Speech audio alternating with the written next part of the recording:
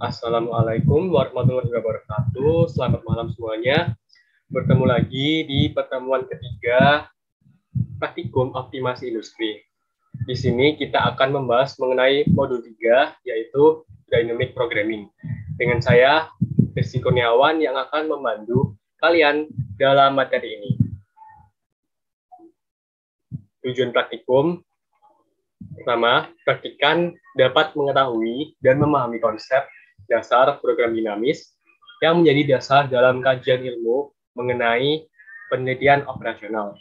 Kedua, praktikan mengetahui dan memahami permasalahan apa yang ada di dalam program dinamis. Ketiga, praktikan mampu menyelesaikan permasalahan menggunakan metode penyelesaian masalah pemrograman dinamis. Dan ada beberapa penerapan di dalam program dinamis. Pertama, yaitu alokasi. Kedua, muatan atau knapsack. Ketiga, capital budgeting atau keuangan. Keempat, pengawasan. Kelima, persediaan, dan lain-lain. Nah, pengertian program dinamis sendiri adalah teknik matematis yang digunakan untuk pengambilan keputusan yang terdiri dari beberapa tahapan atau multistage. Dengan kata lain, program dinamis ini membagi beberapa masalah asli ke dalam sub-sub masalah, kemudian ditentukan juga suatu solusi optimal dari masalah itu dengan cara memecahkan rekursif atau sub-sub masalah, menurut Gillier dan Lieberman tahun 1994.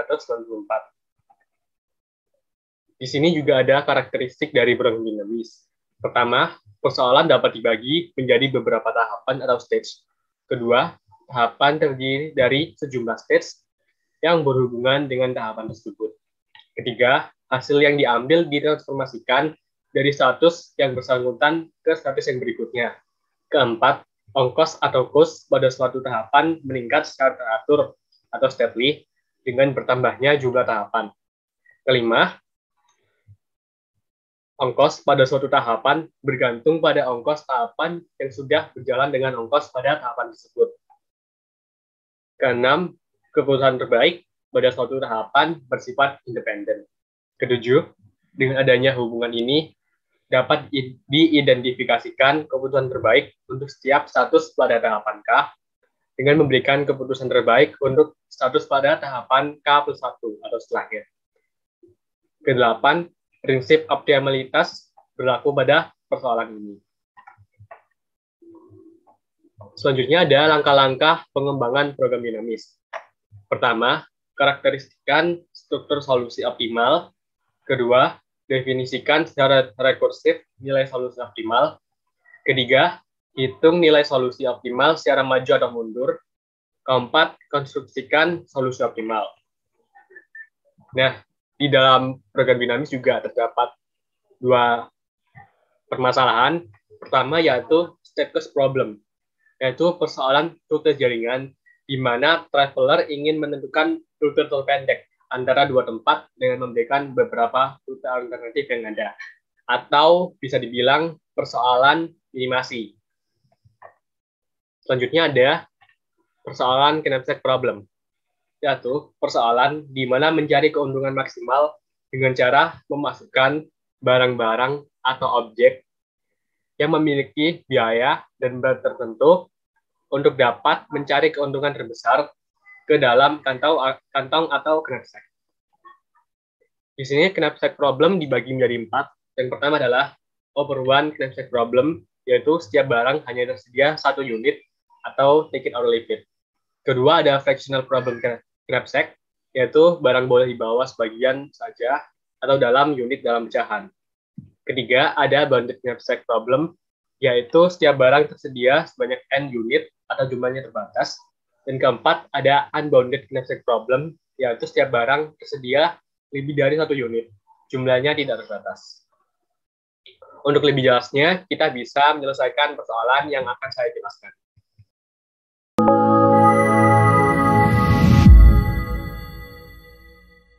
Soal pertama, mengenai state cost problem. PT Kwangya, perusahaan yang memproduksi tepung di Indonesia, ingin meminimalkan biaya operasional pendistribusian tepung ke satu vendor terbesar yang dimilikinya. berikut ini jalur distribusi yang ada. Nah, bisa terlihat bahwa dari sumber terdiri dari node A sampai ke tujuan yaitu node G. Nah, untuk huruf B, C, D, E, F ini kita asumsikan sebagai kota. Kemudian untuk angka-angka ini merupakan biaya yang perlu dikeluarkan oleh perusahaan dalam menempuh suatu lokasi. Nah, yang ditanyakan adalah dari data tersebut bagaimana jalur yang harus ditempuh pada saat pengiriman produksi tepung sehingga dapat meminimalkan biaya transportasi. Nah, pertama-tama kita buka aplikasi WinGSB. Klik 2 kali. Kemudian kita pilih Dynamic Programming.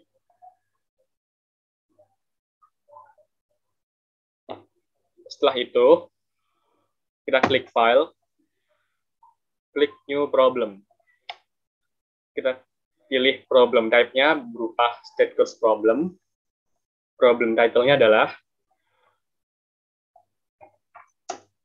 PT uangnya state course-nya.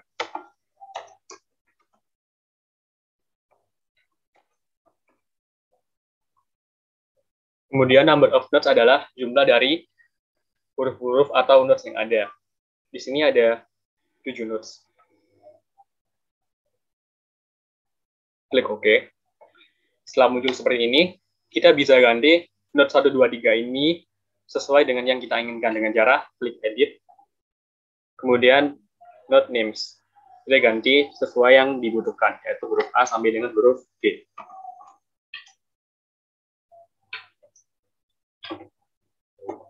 Oke. Ya. Oke. Klik OK.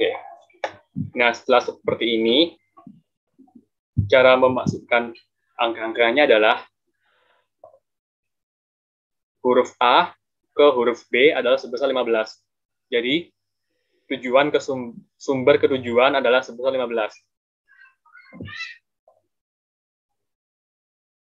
Nah, untuk kolom sendiri, ini adalah huruf A ke bawah ini, kemudian baris adalah huruf seperti ini. Langkah pertama adalah huruf A ke B sebesar 15. A ke B 15. Kita klik 15. Kemudian A ke C 8. Kita masukkan 8. Selanjutnya adalah B ke D adalah 8. B ke E adalah 7. B ke F 9. Kemudian huruf C ke D adalah 12. C ke E adalah 5. C ke F adalah 10. Selanjutnya adalah D. Huruf D ke G adalah 13. E ke G adalah 15. F ke G adalah 14. Setelah semua termasukkan dan tidak ada yang terlupakan, kita lanjutkan untuk menganalisis dengan cara klik Solve and Analyze, klik Solve the Problem. Nah, di sini bisa kita pilih opsi, bisa kita ganti-ganti sesuai dengan keinginan. Berhubung kita di sini dari titik A ke G, maka kita klik A ke G sesuai dengan soal, kemudian kita klik Solve. Nah, seperti ini hasilnya. Cara bacanya adalah titik minimal dimulai dari titik A ke C dengan distance atau biaya sebesar 8, titik C ke E dengan distance atau biaya sebesar 5, dan titik E ke G dengan distance 15. Sehingga total minimal biaya yang dikeluarkan adalah sebesar 28. Kita lanjutkan ke persoalan kedua, yaitu mengenai knapsack problem. Untuk persoalan kedua mengenai knapsack problem, sebuah produsen tepung dengan nama PT Kuangya akan melakukan pengiriman menggunakan alat transportasi truk dengan batas maksimum truk sebesar 2.000 karung per truk. Perusahaan tersebut memproduksi beberapa jenis tepung seperti berikut. Tersedia jenis tepung, kemudian jumlah tersedia atau karung, berat kilogram per karung, dan juga keuntungan ribuan rupiah per karung. Dari data tersebut, tentukan jenis dan jumlah tepung yang harus dibawa pada saat pengiriman tanpa melebihi batas kapasitas untuk mendapatkan keuntungan maksimum. Langsung saja kita buka aplikasi LinkSP tadi. Kita klik File, New Problem.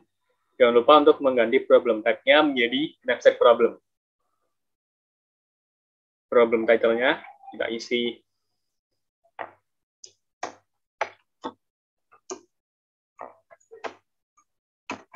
knapsack problem. Kemudian number of item adalah jumlah dari barisnya adalah 4. Klik OK. Setelah seperti ini, bisa langsung kita masukkan. Untuk item identification-nya kita ganti dengan jenis tepung. Item 1 adalah tepung jagung. Jenis 2 adalah tepung roti. Jenis 3 adalah tepung beras. Jenis 4 adalah tepung terigu. Kemudian untuk unit available-nya adalah kita isi dengan jumlah tersedia per karung. 45, 20, 53, dan 55. Untuk kapasitasnya adalah kapasitas maksimum sebesar 2000. Seperti yang tertera pada soal. Unit capacity require-nya adalah berat. 25, 22, 23, dan 12. Untuk return function-nya kita isi keuntungan dalam ribuan. Nah, ini adalah 145, 63, 80, dan 69. Kemudian kita klik Solve and Analyze. Nah, dari hasil tersebut bisa kita lihat bahwa kapasitas tersisanya ini masih belum maksimal. Sehingga bisa kita ulangi dengan cara memberikan tanda X di setiap return function. Yang artinya adalah setiap return function ini akan dikalikan dengan unit available yang tersedia. Sehingga bisa memberikan jumlah yang maksimum. X ini adalah tanda dari perkalian ya. Kita masukkan semuanya, diganti dengan X, ditambah dengan X maksudnya. Setelah ditambah dengan X, kita klik Solve and Analyze. Solve the problem. Nah, bisa kita lihat perubahannya. Untuk tepung jagung, dengan total item return value-nya adalah sebesar 6.525 dengan kapasitas tersisanya adalah 875. Tepung roti, total keuntungannya adalah 0 dengan kapasitas tersisanya adalah 875. Dengan tepung beras, total item return value-nya adalah 720. Kapasitas tersisanya adalah 668. Dan yang terakhir adalah tepung terigu dengan 3.795. Dengan total tersisa adalah 8. Sehingga hasil keuntungan maksimum yang didapatkan adalah sebesar 11.040. Sekian penjelasan dari saya. Kurang lebihnya mohon maaf. Jika ada yang ditanyakan, bisa langsung tanya di pertemuan hari Rabu besok. Terima kasih semuanya. Selamat malam.